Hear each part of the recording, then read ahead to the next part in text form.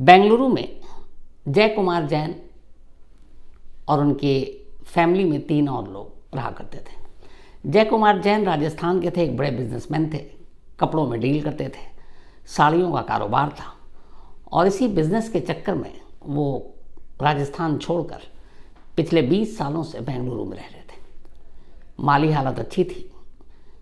बेंगलुरु में एक उनका अपना बंगला था, घर में एक पत्नी, एक बेटा, बीवी और सभी खुशहाल थे। ज़िंदगी सब कुछ ठीक ठाक चल रही थी। 19 अगस्त की रात एक पौंडीचेरी में शादी थी, एक फैमिली मेंबर की शादी थी। तो जय कुमार जैन किसी वजह से जा नहीं पाए उस शादी में, तो उनकी पत्नी और बेटे इन दोनों को जाना था। बेटी ने भी शादी में जाने से मना कर दिया था। तो फिर जय कुमार जैन अपनी बीवी और बेटे को 19 अगस्त की रात को रेलवे स्टेशन पर छोड़ने के लिए जाते हैं, छोड़कर वापस घर आते हैं और आने के बाद सो जाते हैं। अब 20 अगस्त की सुबह होती है। करीब 10:30 बजे के दरमियान अचानक जैन साहब के बंगले से धुआं उठना शुरू हो जाता है। जब धुआं उठने लगता है तो पड़ोसियों की नज़र पड़ती है आसपास के। वो देखते हैं कि उनके बंगले से धुआं निकल रहा है। तभी उन्हें एक चीख सुनाई देती है। ये चीख जय कुमार जैन की 15 साल की बेटी की थी। वो बेटी जो एक इंटरनेशनल स्कूल में बेंगलुरु के 10th क्लास में पढ़ रही थी। वो बदआवाज़ भागती है, हेल्प मांगती है। पड़ोसी सब आते हैं, देखते हैं धुआं है, फिर आग के शोले उनको दिखाई देते हैं। कुछ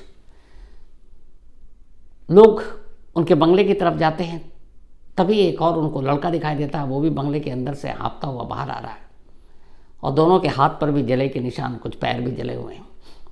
बदहवास लड़की बताती है कि अंदर उसके पिता, शायद उन्हें किसी ने मार दिया है, कोई उन्हें जला रहा है। तब तक कुछ लोग फायर ब्रिगेड को फ़ोन कर देते हैं, कुछ लोग पुलिस को फ़ोन करते हैं। फायर ब्रिगेड की टीम मौके पर पहुंच जाती है। वो जब अंदर जाती है तो देखती है कि धुआं बाथरूम से उठ रहा है और बाथरूम में एक लाश है। उस लाश को जलाने की कोशिश की गई थी। खैर, आग बुझा दिया गया। फायर ब्रिगेड वाले वहाँ से रवाना हो गए। अब पुलिस की टीम मौके पर है। अब पुलिस जब पहुँचती है तो देखती है कि बाथरूम के अंदर एक अर्ध जली लाश पड़ी है। ये लाश किसी और की नहीं बल्कि 42 साल के जय कुमार जैन की थी। लाश पूरी तरह से जली नहीं थी, इसलिए जिस्म के कुछ हिस्से पर कुछ जख्म के निशान साफ दिखाई दे रहे थे और उसको देखकर लग रहा था किसी तेज धार हथियार से उन्हें मारा गया। जय कुमार जैन को फौरन अस्पताल ले जाया गया। डॉक्टरों ने ब्रॉड डेड डिक्लेयर कर दिया। अब इसके बाद पुलिस अपनी तफ्तीश शुरू करती है, पूछताछ करती है। इधर घर में सिर्फ उनकी बेटी, वो बिल्कुल बदहवास, शॉक्ड। अब पुलिस भी उस 15 साल की बच्ची से क्या बातचीत करे। तो बाकी फैमिली का पता किया गया। तब तक फिर पौंडीचेरी में खबर भिजवाई गई। वहाँ से जैन साहब की वाइफ और उनके बेटे शाम तक बेंगलुरु पहुँच जाते हैं। अब इधर पुलिस अपनी तफ्तीश को आगे बढ़ा रही है और इंतज़ार कर रही है कि किसी तरह से बेटी से कुछ शुरुआती ऐसी जानकारी मिल जाए। अब बेटी थोड़ी सी नॉर्मल होती है, पुलिस उससे पूछताछ करती है तो बेटी बताती है कि मैं सुबह सोकर उठी तो अचानक मैंने देखा कि बाथरूम से धुआं उठ रहा है। मैं गई तो वहाँ पे पापा को मैंने पड़े हुए देखा। मैं घबरा गई। फिर मैं भाग कर गई अपने एक पड़ोस में, किसी को मदद के लिए बुलाने के लिए अपने एक दोस्त को, उस दोस्त को लेकर आई और हम दोनों ने आग बुझाने की कोशिश की। फिर लोगों की मदद मांगी, उसके लिए मैं बाहर निकली, चीखी और तब तक फिर फायर ब्रिगेड और पुलिस आ गई।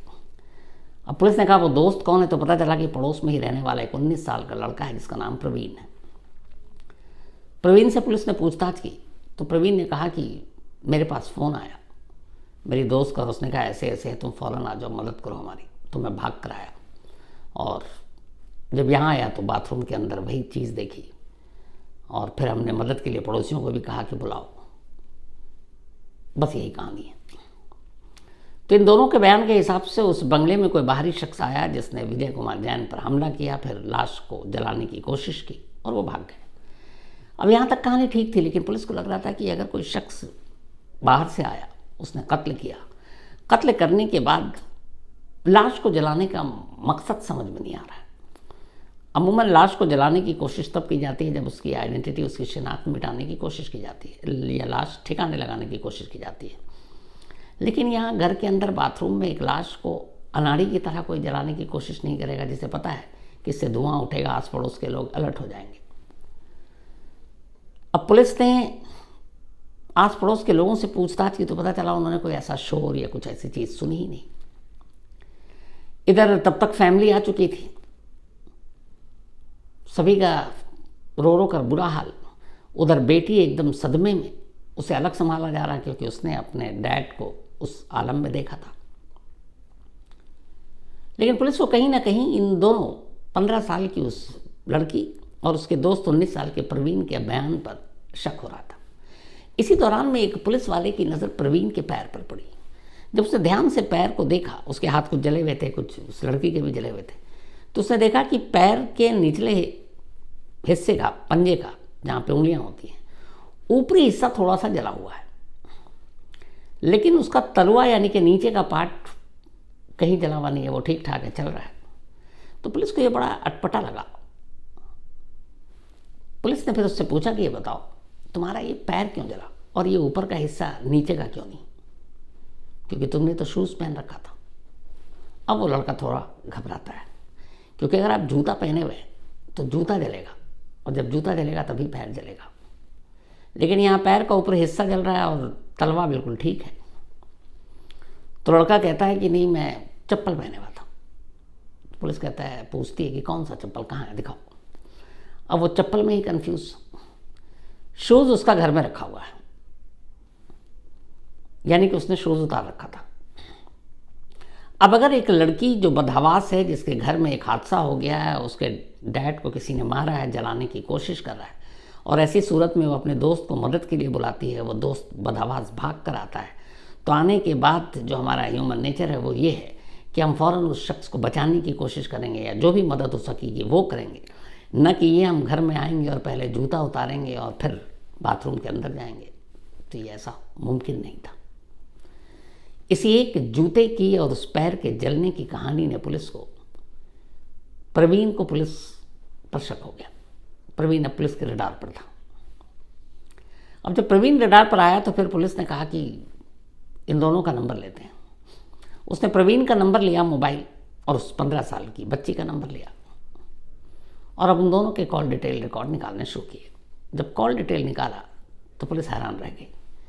पता चला कि 19 अगस्त की रात 10 बजे से लेकर सुबह 2 बजे तक इन दोनों में कई बार बातचीत हुई, और ये नॉर्मल नहीं था।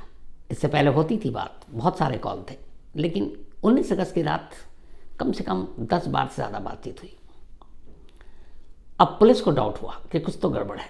पुलिस ने अब बाकी लोगों से पता करना शुरू किया कि आखिर ये पड़ोसी प्रवीण और इस नाबालिग लड़की के बीच में क्या रिश्ता है। तो जो रिश्ता निकल कर आया वो ये था कि करीब 5-6 साल पहले, जब ये 15 साल की बच्ची स्कूल में थी, वहाँ के एक नामी इंटरनेशनल स्कूल में, उसी स्कूल में प्रवीण पढ़ता था। प्रवीण उससे 3 साल सीनियर था, लेकिन एक ही स्कूल में थे, दोनों में अच्छी दोस्ती हुई। धीरे धीरे दोस्ती बढ़ती गई। फिर प्रवीण स्कूल से पास आउट हो गया और अब वो कॉलेज पहुँच गया। कॉलेज में उसने दाखिला ले लिया, जबकि ये लड़की अभी 10th का एग्ज़ाम देने जा रही थी। तो इन दोनों के इस रिश्ते की कहानी जब पुलिस को पता चली तो फिर पुलिस ने प्रवीण को उठाया, कहा आपसे पूछताछ करनी है। पुलिस ने प्रवीण से पूछताछ की। प्रवीण से जब पूछताछ की तो प्रवीण के जितने भी बयान थे वो शुरुआत से ही अलग अलग बयान दे रहा था। इधर अब पुलिस की ड्यूटी भी बड़ी अजीब होती है कि एक तरफ घर में कत्ल हो गया है, उसकी एक बेटी है, बेटी सदमे में है, लेकिन शक उस पर भी है। अब उससे पूछताछ भी करनी है, रिलेटिव, पड़ोसी, बाकी लोग क्या कहेंगे, और अगर वो लड़की बेकसूर निकली तो फिर पुलिस की तो वैसी ही फजीहत होगी। लेकिन ड्यूटी है। प्रवीण से पूछताछ के बाद अब पुलिस ने उसी घर में एक अलग कमरे में ले जाकर उस लड़की से पूछताछ की। उसने कहा कि तुम बताओ फिर से कहानी। अब उसने कहा कि मैं सुबह में, जब पुलिस ने पूछा कि ये हादसा हुआ तो तुम कहाँ थी, उसने कहा मैं बाहर गई थी। किस लिए? अपने एक दोस्त से मिलने। कौन सा दोस्त? अब वो नाम नहीं बता रही है। तो एक यहाँ पे फंसी। दूसरा फिर ये कि तुमने अपने दोस्त को कैसे बुलाया? उसने कहा फ़ोन किया था। कितने बजे? उसने कहा इतने बजे। उसने कहा तुम्हारे कॉल डिटेल में वो टाइम पे तुमने कॉल ही नहीं किया था। अब दोनों के जब बयान अलग अलग थे तो उन्हें भी एहसास हो गया कि ज़्यादा देर तक वो झूठ नहीं बोल सकते। इसके बाद पहले प्रवीण ने कहानी सुनाई, और जब प्रवीण की कहानी पुलिस ने उस लड़की को सुनाई तो लड़की के पास कोई चारा नहीं था। फिर उसने भी कहानी सुनाई, और जब इन दोनों की कहानी सामने आई तो एक ऐसी कहानी सामने आई कि सुनने के बाद क्या कहें, मतलब एक बेटी अपनी आज़ादी के लिए, एक बेटी जिसे उसका बाप उसकी भलाई के लिए टोकता हो, एक बेटी जिसको मोबाइल पर सोशल मीडिया पर रहने से रोकता हो, एक बेटी जो अभी सिर्फ 10th क्लास में है, जिसकी उम्र अभी 15 साल है, और वो 13 साल की उम्र से एक लड़के से प्यार करती है, और बाप को जब ये पता चलता है तो वो उसे रोकने की कोशिश करता है, और यही चीज़ बेटी को नागवार गुजरती है। जो पूरी कहानी थी वो ये थी कि जब ये दोनों स्कूल में थे, प्रवीण और इस लड़की के बीच में दोस्ती हुई, फिर दोस्ती प्यार में बदला, धीरे धीरे वक्त बीता। 19 अगस्त से 3 दिन पहले ये दोनों एक मॉल में मिले थे, और उस मॉल में जब मिल रहे थे, इत्तेफाक से जय कुमार जैन के एक दोस्त ने उन दोनों को मॉल में देख लिया। देखा तो उन्होंने बताया, चूँकि वो बच्ची थी, उन्होंने कहा कि वो अकेली थी, और मैं मिला भी उससे कि मम्मी पापा कहाँ हैं, तो वो किसी लड़के के साथ थी। विजय कुमार जैन को जब ये पता चला, जब ये रात को लौटी, तो उन्होंने उससे बहुत पीटा, एक बाप जैसे गुस्से में बच्चों को पीटता है। उन्होंने कहा आज के बाद अगर तुमको देख लिया तो बहुत बुरा होगा। इससे पहले भी उन्हें ये बात पता थी, तो मोबाइल तक उन्होंने छीन लिया था और बात करने नहीं देते थे। लेकिन उस लड़के ने, प्रवीण ने, चुपचाप एक मोबाइल दे दिया था उस लड़की को कि तुम इससे मुझसे बात किया करो। अब वो बात करती, लेकिन बाप की टोका टोकी है, उसे लगता कि ये बंदिशें हैं। तो धीरे धीरे प्रवीण से बात कर कर के उसके दिमाग में ये बात बैठ गई कि वो आज़ाद नहीं है, उसे आज़ादी चाहिए। आज़ादी घर के रोकने टोकने से, आज़ादी माँ बाप के रोकने टोकने से, आज़ादी जो वो करना चाहती है उसको कोई रोके टोके उससे, जबकि अभी वो बालिग भी नहीं थी। तो धीरे धीरे ये बात उसके दिमाग में इतना घर कर गई कि उसे लगा कि जो भी उसकी आज़ादी के बीच में आए उसे रास्ते से हटा दो। माँ फिर भी उसकी कहना मान लेती थी, पिता सख्त थे। फिर उसने एक रोज़ तय किया कि अगर पिता हमारी आज़ादी के बीच में दीवार है तो इस दीवार को गिरा दूंगी। अब वो प्रवीण से मिलकर अपने ही बाप के कत्ल की प्लानिंग करती है। उसे पता था कि 19 तारीख को उसकी माँ और भाई पौंडीचेरी जा रहे हैं एक शादी में, घर पे पिता अकेले होंगे, और इसीलिए उसने शादी में जाने से इनकार कर दिया। अब 19 अगस्त की तारीख आई, रात की ट्रेन थी। विजय कुमार जैन अपनी पत्नी और बेटे को स्टेशन छोड़ने गए, साथ में उनका एक और रिलेटिव था, चाचा। उन तीनों को ट्रेन में बिठाया, वापस आए। इधर जब वो स्टेशन गए तब तक बेटी बाहर निकलती है, एक मेडिकल स्टोर में जाती है, वहाँ से नींद की गोलियाँ खरीद कर लाती है और फिर घर पर आ जाती है। रात विजय कुमार जैन हमेशा दूध पीकर सोया करते थे, तो उस रात भी जब वो बेडरूम में गए सोने के लिए, तो बेटी ने दूध में 7 नींद की गोलियां मिला दी। अब इन सारी चीज़ों से अनजान बाप वो दूध पीता है, कमरे में जाकर सो जाता है। रात के अब करीब 12 बजते हैं। जैसे ही 12 बजा, लड़की ने प्रवीण को फ़ोन किया और उसने बताया कि मैंने दूध में नींद की गोली मिला दी है, मुझे लगता है कि असर हो गया होगा, अब तुम आ जाओ। फ़ोन के रखते ही थोड़ी ही देर में, चूँकि वो पड़ोस में रहता था प्रवीण, घर में आ जाता है, दरवाज़ा खुला था। अब दोनों बेडरूम में जाते हैं दबे पाँव, पहले ये चेक करने के लिए कि पिता होश में है या गहरी नींद में चले गए। तो पहले थोड़ा सा आवाज़ करती है अकेली बेटी जाकर, ताकि प्रवीण को ना देखे वो। फिर वो हिलाती डुलाती है, कोई असर नहीं। फिर बाकायदा वो गाल पर थप्पड़ मारना शुरू कर देती है। थप्पड़ मारने का 2 मकसद था एक साथ। एक ये कि अगर वो नींद की गोली का असर नहीं हुआ तो वो जाग जाएंगे, और दूसरा जो उसके अंदर गुस्सा था अपने बाप को लेकर, क्योंकि वो उसकी आज़ादी पे रोकते टोकते थे, तो थप्पड़ भी मारी जा रही थी।